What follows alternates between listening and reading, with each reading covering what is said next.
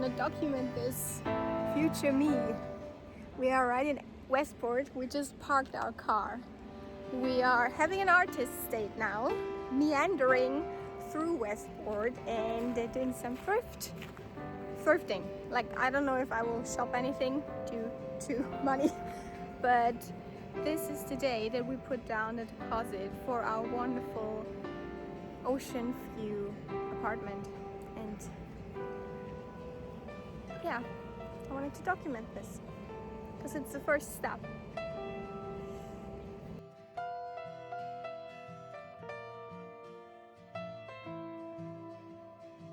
This story is not a be hooked and instantly rewarded quick rendering of the year 2025.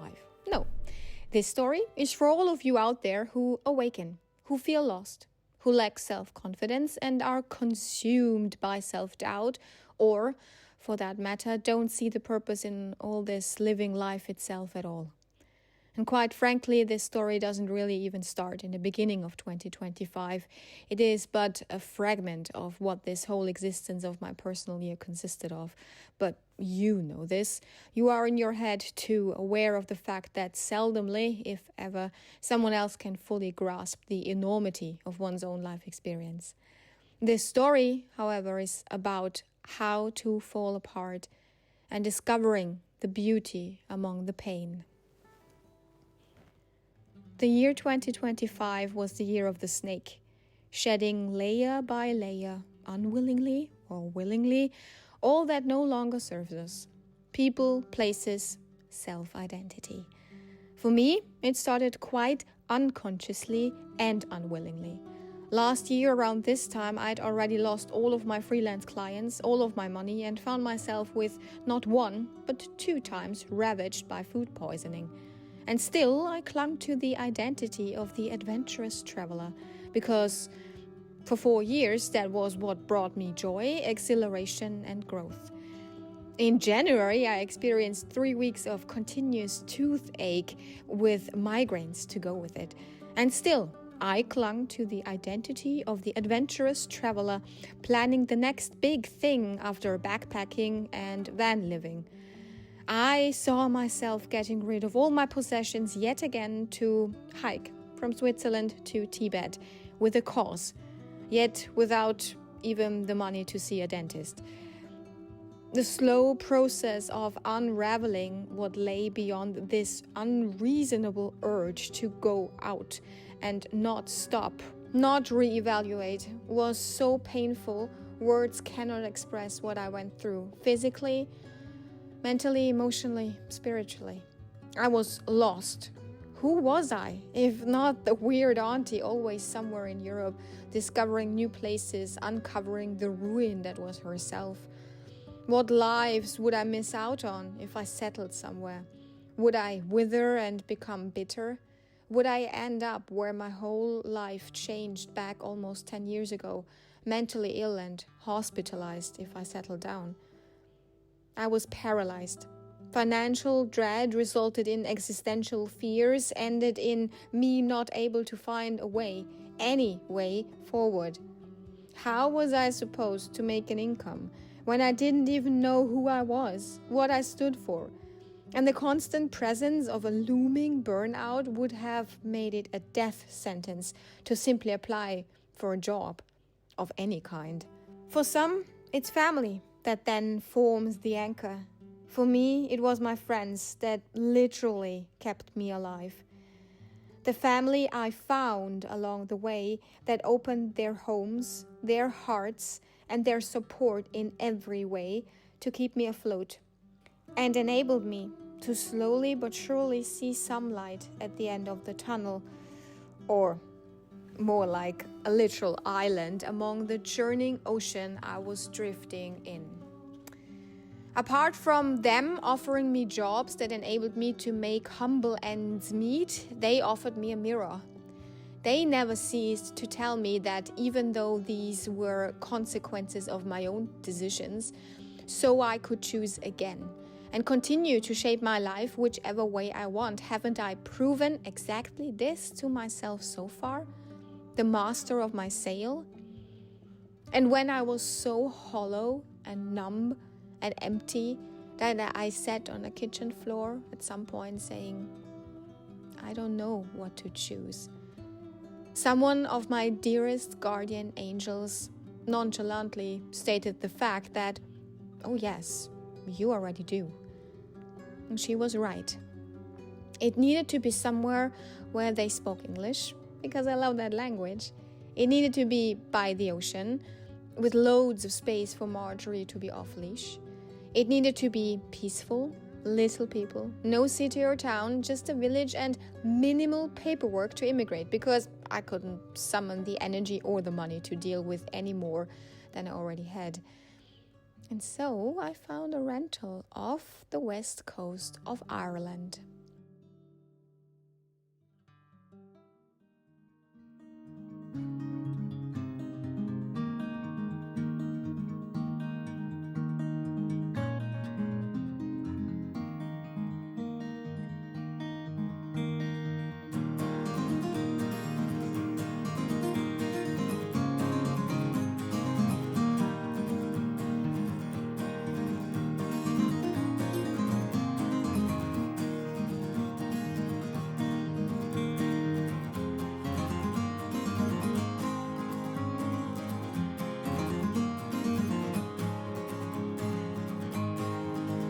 With a car that was barely legally registered anymore, a missing driver's license, making me barely legal to drive it, debt, and just the money my friends crowdfunded for me, I left to catch a ferry from France to Ireland and made it to my friend's cottage with the last bit of gas in my car.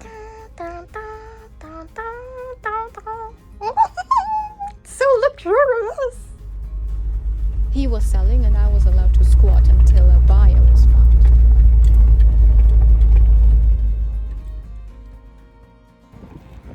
I think I have a number now. I am an Irish citizen. I mean, I don't have citizenship. I don't have I'm not, yeah, okay. Okay, let me just gather my thoughts. I am not Irish, of course, not yet. But I have a number, and that number enables me to actually open my business up here and get an Irish driver's license and live here and be here and pay taxes, obviously. So that was a success.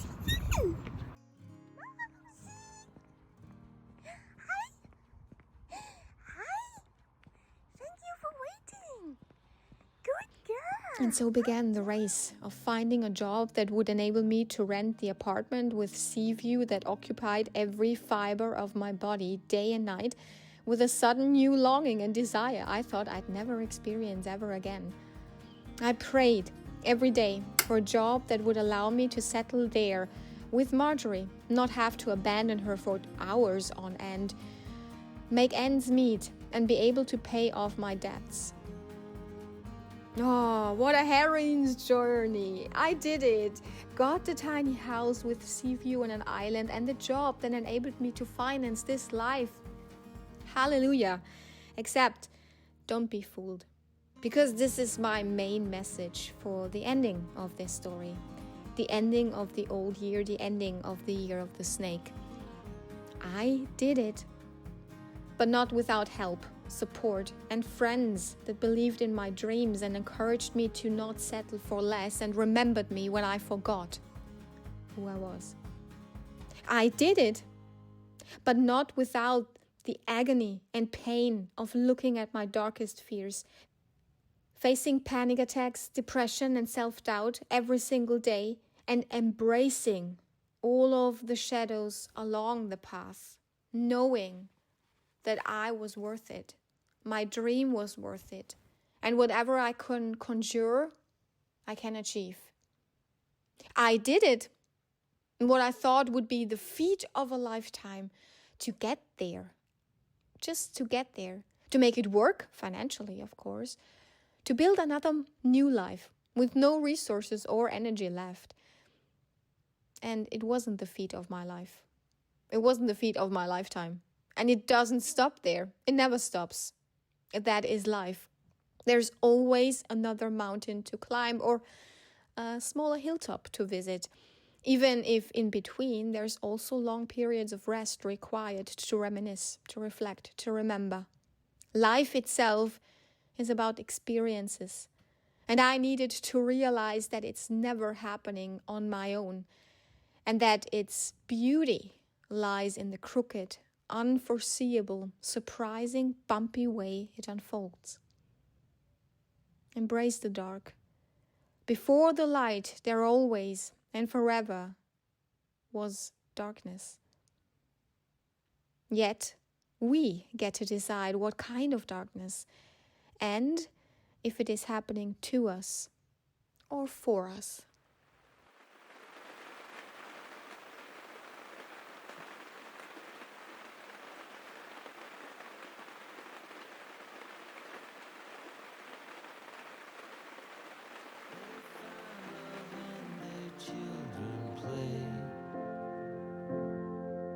The path is laid, they're on their way. A single look upon your face, and I can see that there's a place for everyone, for everyone, for everyone but me.